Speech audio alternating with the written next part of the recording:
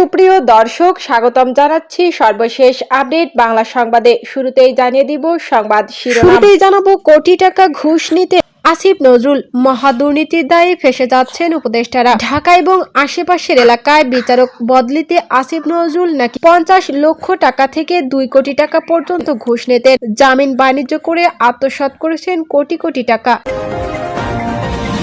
বাড়ির উঠানে দাদির সরিষা খেতে মিলল নাতনির বিবস্ত্র মরদেহ। পাবনা ঈশ্বরদীতে আলাদা জায়গা থেকে দাদি নাতনির মরদেহ উদ্ধার করেছে পুলিশ। সকালে বাড়ির উঠান থেকে দাদির আর সরিষা ক্ষেত থেকে নাতনির মরদেহ উদ্ধার করা হয়।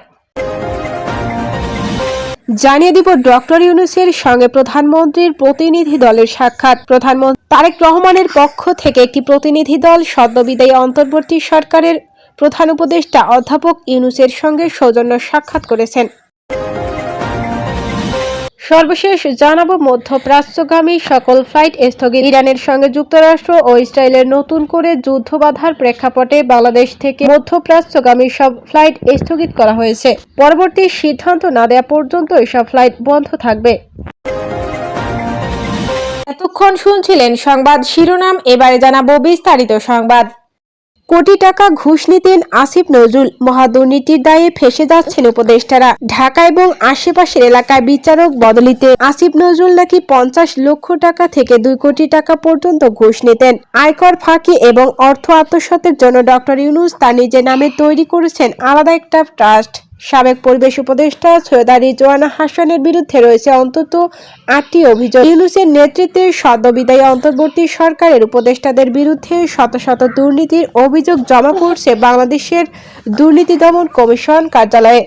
দায়িত্ব ছাড়ার এক লিখিত অভিযোগ জমা পড়েছে। দুদকের একজন দায়িত্বশীল কর্মকর্তা জানান, যে হারে অভিযোগ আসছে তাতে মনে হচ্ছে অভিযোগের রেকর্ড হবে। অধিকাংশ অভিযোগে অভিযোগকারী নাম প্রকাশ করেনি, তবে কয়েকটি অভিযোগে অভিযোগকারী নাম পরিচয় উল্লেখ করে লিখিত চিঠি দিয়েছেন দুদক। তবে সবচেয়ে বেশি অভিযোগ এসেছে সাবেক ছাত্র উপদেষ্টা আসিফ মাহমুদের বিরুদ্ধে।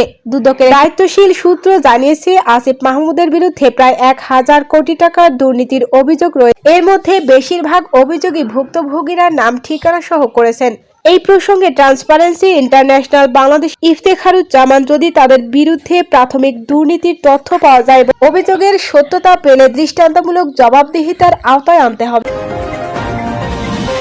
বাড়ির উঠানে দাদির সরিষা খেতে মিলল নাতনির বিবস্ত্র মরদেহ।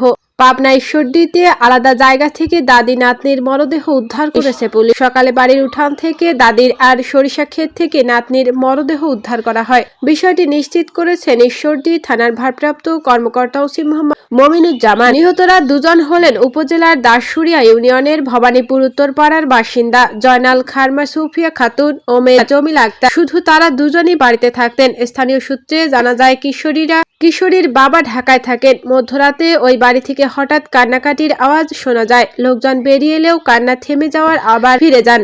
পরে সকালে বাড়ির উঠানে সুফিয়া খাতুনের রক্তাক্ত মরদেহ পাওয়া যায়। তার নাতনি জামিলাকে খোঁজাখুঁজির এক পর্যায়ে বিবস্ত্র অবস্থায় সরিষা খেতে মরদেহ পাওয়া যায়। পুলিশের প্রাথমিক ধারণা, মধ্যরাতে নাতনিকে তুলে নিতে বাধা দিলে দাদিকে হত্যা করা হয়, আর নাতনিকে ধর্ষণের পর হত্যা করে সরিষা খেতে ফেলে যায় দুর্বৃত্তরা। তার মরদেহ বিবস্ত্র অবস্থায় পাওয়া যায়। ঈশ্বরদী সার্কেলের অতিরিক্ত পুলিশ সুপার প্রণব কুমার বলেন, বিষয়টি নিয়ে পুলিশ কাজ করছে। তদন্তের মাধ্যমে আইনগত ব্যবস্থা নেওয়া হবে।